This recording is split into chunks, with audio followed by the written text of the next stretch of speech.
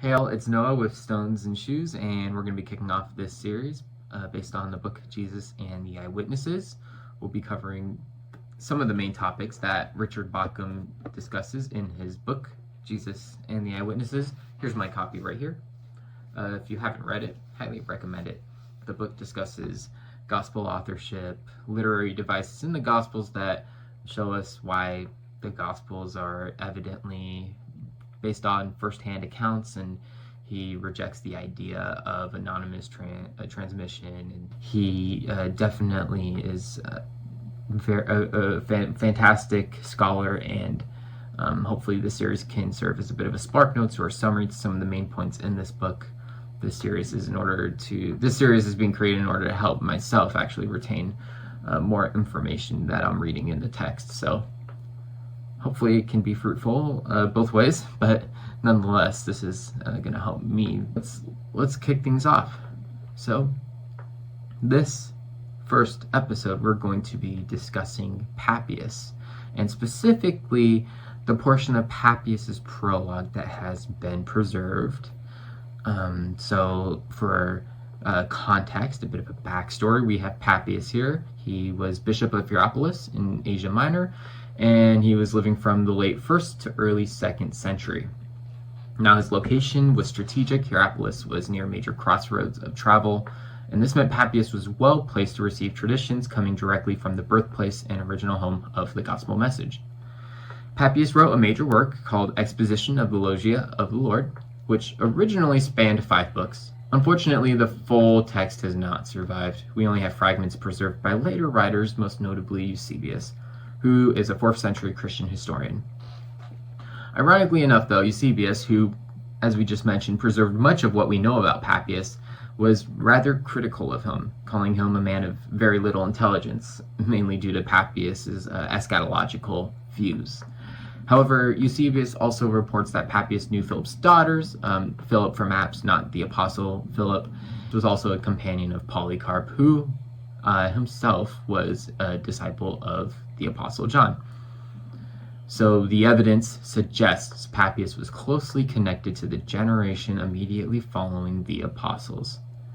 So with that being said, here is a portion of the prologue to his major work, and this, of course, being preserved by Eusebius. It reads like this: I shall not hesitate also to put into properly ordered form for you everything I learned carefully in the past from the elders and noted down well, for the truth of which I vouch. And if by chance anyone who had been in attendance on the elders should come my way, I inquired about the words of the elders, what Andrew or Peter said, or Philip, or Thomas, or James, or John, or Matthew, or any other of the Lord's disciples, and whatever Aristian and the elder John, the Lord's disciples, were saying. For I did not think that information from books would profit me as much as information from a living and surviving voice. Papias's work was dedicated to a named individual, though the name is lost. But what we do see here in his prologue is he distinguishes 4 groups. 1, those who had been in attendance on the elders. 2, the elders themselves. 3, the Lord's original disciples. So Andrew, Peter, etc. There's 7 of them listed. And then 4, another group of the Lord's disciples. And that's where we get Aristian and John the elder, who were still alive and teaching. The reason we know that is, as you can see here in the text, it says, and whatever Aristian and the elder John, the Lord's disciples, were saying. So we're saying is indicative of the fact that they were still saying, still teaching, and still active and still alive. Whereas the prior list, we see the word said, which is why they're obviously distinguished as 2 separate groups. So Papias calls both Aristian and John the Elder disciples of the Lord, which must mean that they had been personal disciples of Jesus though not members of the 12. Here is how Bauckham presents the chain of transmission that is being presented here. He shows us that Papias defined these two ways the traditions of Jesus came to him. So, as you see here on the left, and this is straight from the text. I actually took a picture of my book and slapped it onto this PowerPoint or Canvas slides.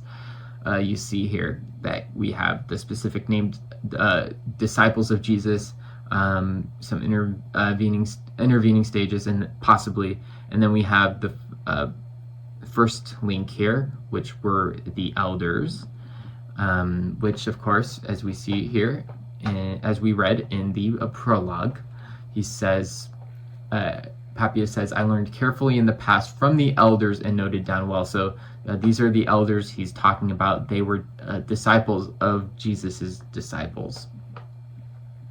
And then they taught their own disciples, the disciples of the elders.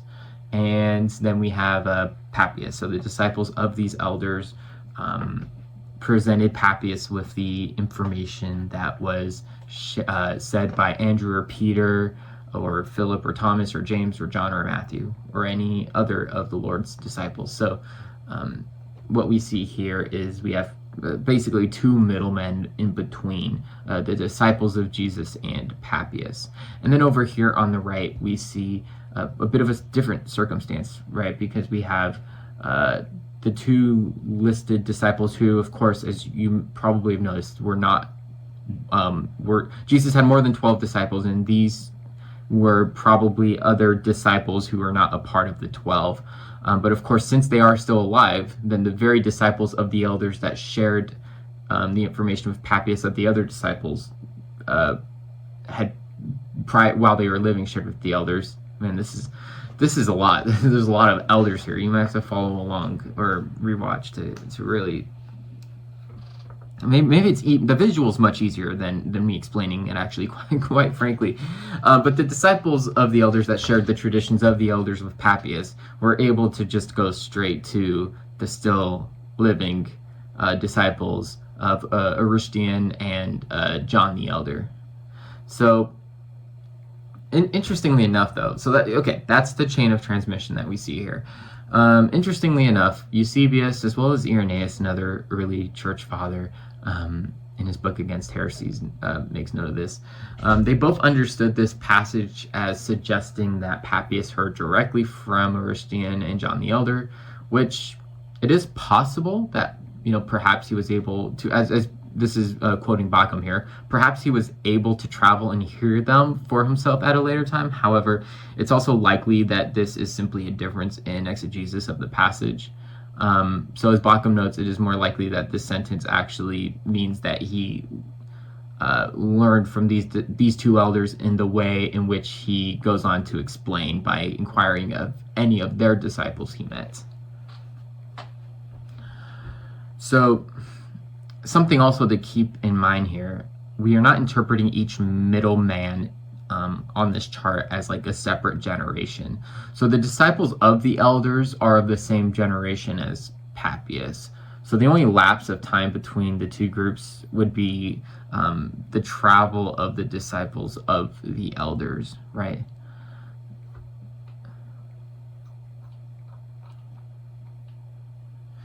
So an extra link doesn't necessarily add on time is what we're saying here.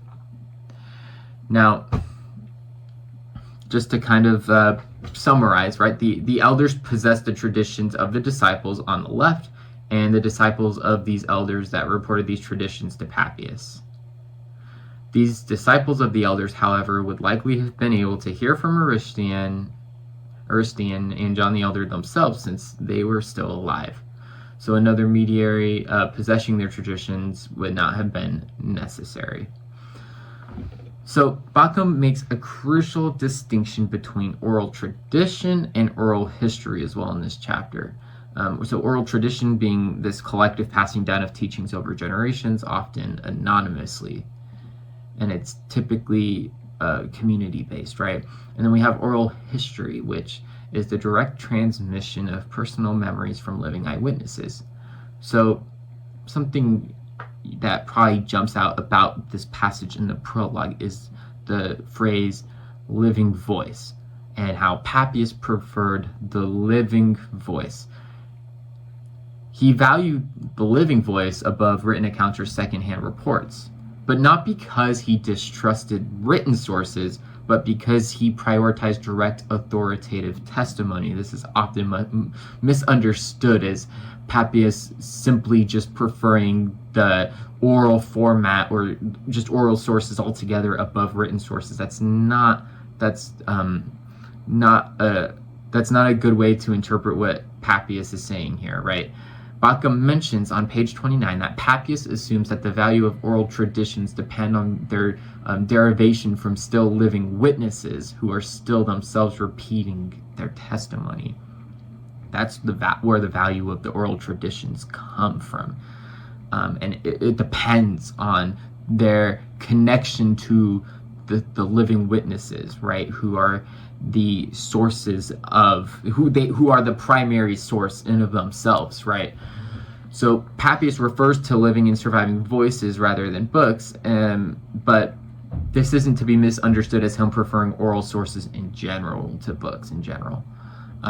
In fact, as Bacchum clearly makes the case for this in the text, the phrase living and surviving voice is actually just more of a proverb that refers to firsthand experience. So here Papias specifically refers to what Oristian and John the Elder, the Lord's disciples, were saying, right?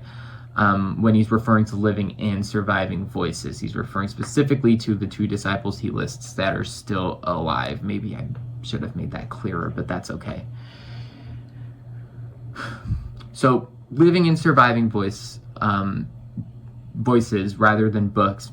As I mentioned, living and surviving voices, this is more of a proverb in the same sense that one may prefer learning from like an experienced teacher rather in the trade rather than reading like the manual, for instance. And Papias preferred getting information directly himself. Furthermore, on page 27, Bacchum writes, he is not speaking metaphorically of the voice of oral tradition, as many scholars have supposed. He speaks quite literally of the voice of an informant, someone who has personal memories of the words and deeds of Jesus, and who is still alive. Bacchum writes, the oral traditions of these words and deeds of Jesus were attached to specific eyewitnesses. So this means the gospel message was not lost in anonymous transmission, but preserved through named known individuals. And that's a huge implication. Let me repeat that one more time, actually. This means the gospel message was not lost in anonymous transmission, but preserved through named known individuals.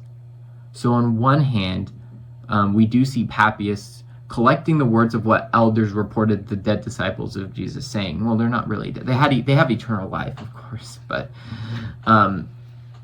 the no longer with us disciples of Jesus, the elders, Papias collected their words from the elders' disciples, right? So just to kind of recall that chain of transmission, Papias did collect those words, and he did believe he was receiving their traditions, the very traditions of the names that he lists. So he gives a list of a number of the 12, right? I think 7, right, 7 of them. However, it's noteworthy that these were less valuable traditions. He climaxes the prologue with what information was most important, and that's the information obtained from disciples that were still alive. Furthermore, Eusebius lets us know that Papias recorded many gospel traditions from these two disciples, John the Elder and Oristian. So Papias' approach here shows that early Christians valued authoritative eyewitness testimony. He was careful and discerning, not simply accepting any story, but inquiring and verifying his sources. This is also supported by the fact that the verb Papias uses for inquired in Greek was most often used in judicial contexts.